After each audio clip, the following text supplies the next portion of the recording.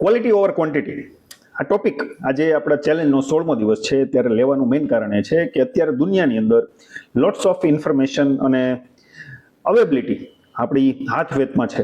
ત્યારે જે કંઈ પણ તમે કરો છો એનું સચોટ સ્વરૂપ તમે કરો, અથવા તો હું અલગ શબ્દોમાં તમને કહું તો તમે વધારે પ્રમાણમાં જે કંઈ પણ વસ્તુ કરો છો અને ફોકસ્ડ રીતે નથી કરતા, એના કરતાં એકદમ ફોકસ રીતે સારી એવી વસ્તુ સારી ક્વોલિટીમાં કરો તો એનું વેલ્યુ વધારે હશે. હવે આપણે આ લાઈફની અંદર આ ટોપિકને ડિસ્કસ કરવાનું જરૂરી શું કામ છે એનું હું તમને એક રીઝન આપી દઉં કે તમે ચાહે બિઝનેસ લો, તમારા રિલેશનશિપ લો, અથવા તો તમે કોઈ સ્પિરિચ્યુઆલિટીની અંદર જાઓ, ત્યારે ત્રણેય ફેક્ટરની, ત્રણેય બ્રાન્ચની અંદર તમારે આ વસ્તુ ક્વોલિટી ઓવર ક્વોન્ટિટી તમારે ઇફેક્ટ કરશે.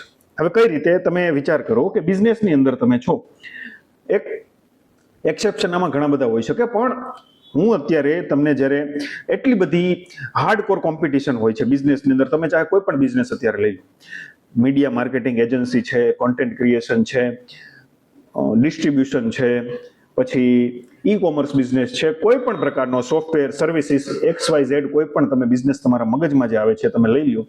હાર્ડકોર કોમ્પિટિશનની અંદર જો તમારે સર્વાઈવ કરવું હોય, પહેલા કેવું હતું, આપણે આ ટોપિક ઉપર પછી આવે, પણ પહેલા કેવું હતું બિઝનેસની અંદર કે તમારું જેટલું ડિસ્ટ્રીબ્યુશન સ્ટ્રોંગ હોય, તમારી પાસે જેટલી વધારે પ્રોડક્ટ્સ હોય, તમારી પાસે જેટલું વધારે સેલ હોય, એટલું વધારે તમે માર્કેટની અંદર નામ કરી શકો, તમે પ્રોફિટ વધારે કરી શકો, અને બધું જ એ પ્રમાણે ચાલતું હતું.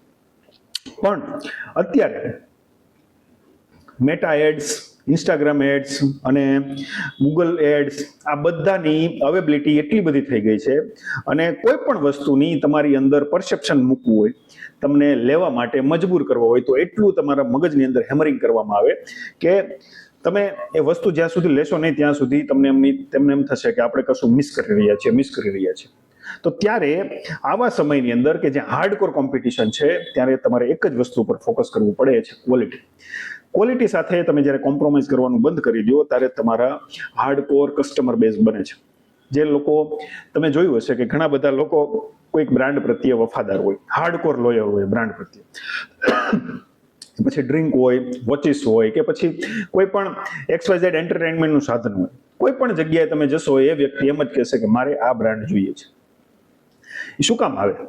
એ આવે છે એ લોકોની ક્વોલિટીની એકદમ પરસિસ્ટન્સ, આપણે જેને કહીએ ને પરસિસ્ટન્સ, કે એક જ ધારી ક્વોલિટી હોય, એક જ ધારી એની કોઈ પણ તમે સંજોગોમાં એ વસ્તુ ઉઠાવો ત્યારે બ્રાન્ડની વસ્તુ તમને સેમ ટુ સેમ કન્ડિશનમાં મળે, સેમ ટુ સેમ ક્વોલિટી વાળી મળે, અને એમાં એ કદાચ એ બ્રાન્ડ જે હોય, એ વસ્તુ જે હોય, એ કદાચ બધાથી બેસ્ટ નહીં હોય, પણ કન્સિસ્ટન્સી એની જે છે, એની ક્વોલિટી જે છે, તમને પ્રોમિસ કરેલી એ જ તમને ગમે ત્યારે ડિલિવર કરશે.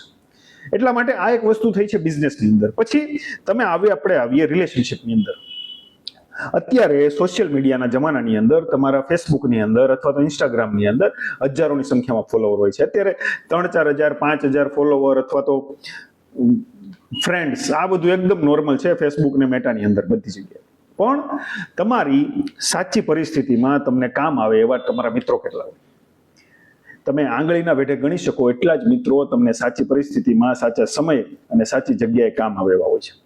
એટલા માટે તમે મોટા ભાગનું તમારું જે ગ્રુપ સર્કલ હોય છે, તમારું જે ગ્રુપિંગ હોય, તમારું જે કલ્ચર હોય, સોશિયલ તમારું સર્કલ હોય, એ બધી વસ્તુની પાછળ મહેનત કરવા કરતાં તમે જે તમારા અંદરના માણસો કે જે તમારી એકદમ નજીક છે, તમારી પાસે છે, તમે જ્યારે તમે ધારો ત્યારે તેને બોલાવી શકો, તમારી કોઈ પણ પરિસ્થિતિમાં એ આવીને ઊભા રહે, તમારી પહેલા તમારી દુઃખની જાણકારી, તમારા સુખની જાણકારી લોકોને હોય એવા લોકો પાછળ ઇન્વેસ્ટ કરો.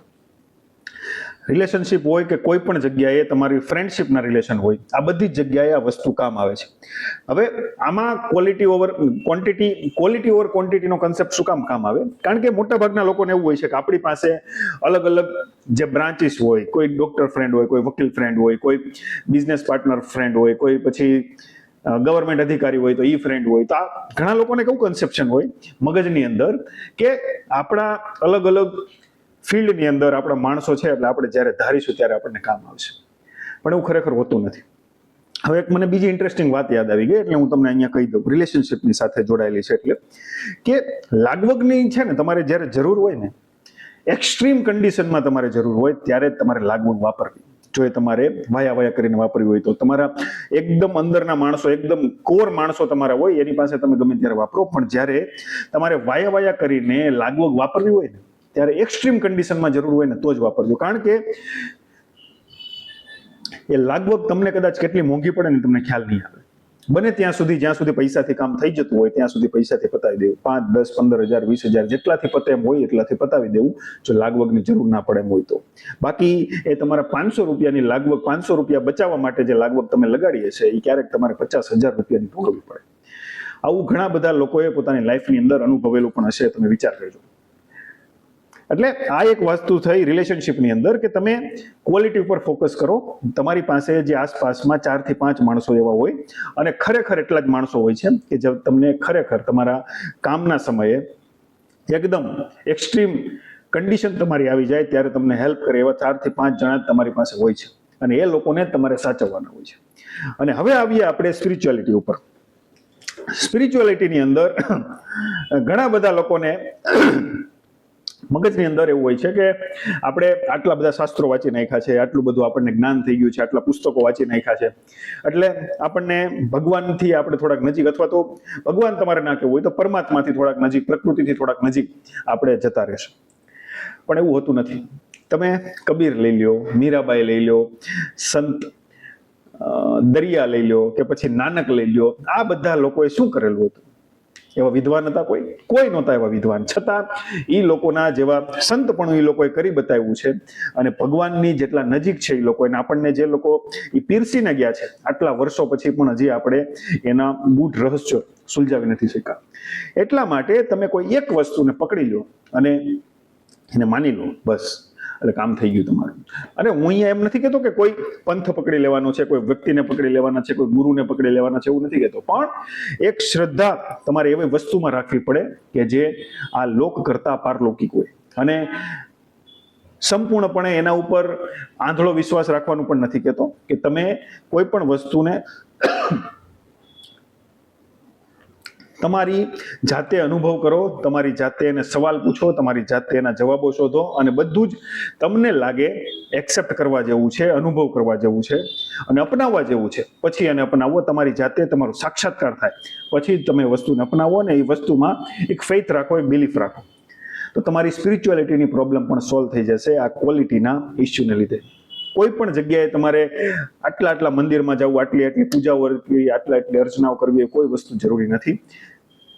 મોટે ભાગે કેવું થાય, હવે હું તમને એક અંદરની વાત કહું, જ્યારે તમારી પાસે કંઈક હોય ગુમાવવા માટે, ત્યારે તમારે બધી જ વસ્તુ તમને કરવાની મન થાય કે હું આ નહીં કરું તો મારી ઉપર આવું થશે, આ નહીં કરું તો આવી થશે.